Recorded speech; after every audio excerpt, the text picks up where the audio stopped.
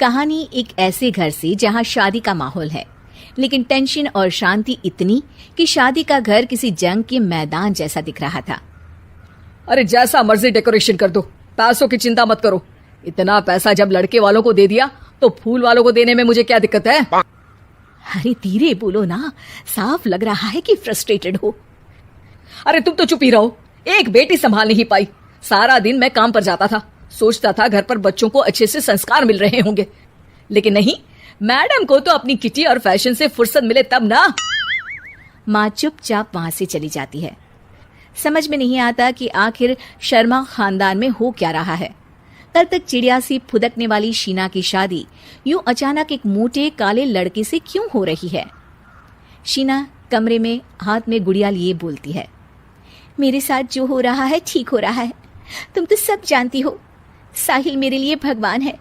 अब जब वो ही नहीं मिला तो फिर कोई भी हो, जिंदगी ही तो जीनी है, जी लेंगे। बाहर शीना की बुआ किसी से बात करती है। अरे मोटा नहीं, उसे तो खाते पीते घर का कहते हैं। अब ओबेरॉय का नाम भी किसी को बताने वाली बात है। उनका इकलौता लड़का तो करोड़ों की सामी तो है ही। अरे हमारी शीना बिटिया तो रानी बनेगी, रानी। इन सब के बीच कहीं कोने पर शीना हाथ में मेहंदी सजाए बैठी थी और आंखों में आंसू सजाए। और वो समय भी आ जाता है जब शीना मंडप के नीचे हाथ में वरमाला लिए खड़ी होती है, लेकिन तभी अफरा तफरी मच जाती है। कोई कहता है, अरे लड़के की माँ को हार्ट अटैक आ गया। अरे अच्छी खासी थी, कैसे हो गया? अरे कहते हैं ना, किसी किसी लड़की के पैर अच्छे नहीं होते, हो सकता है कि मनहूस है ये लड़की। शीना पास खड़ी सब सुन रही थी। फिर शीना अपने कमरे में आ जाती है। शादी ये कहकर नहीं होती कि लड़की मनहूस है।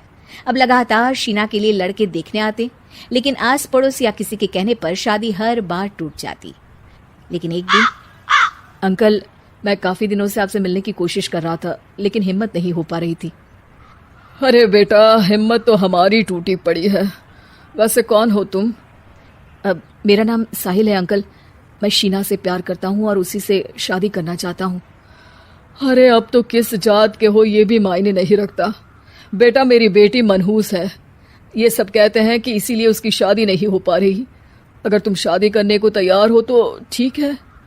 शीना की शादी साहिल से हो जाती है। अगले दिन साहिल की माँ का देहांत हो जाता है और एक बार फिर लोग शीना को अपशकुनी कहने लगते हैं।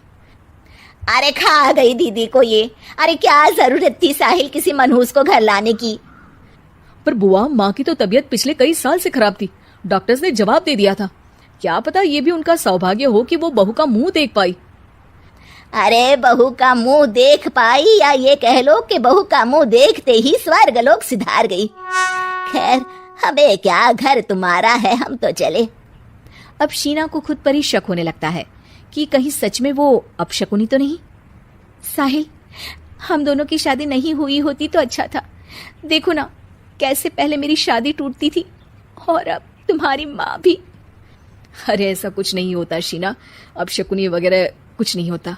ये सब तो ईश्वर के खेल हैं।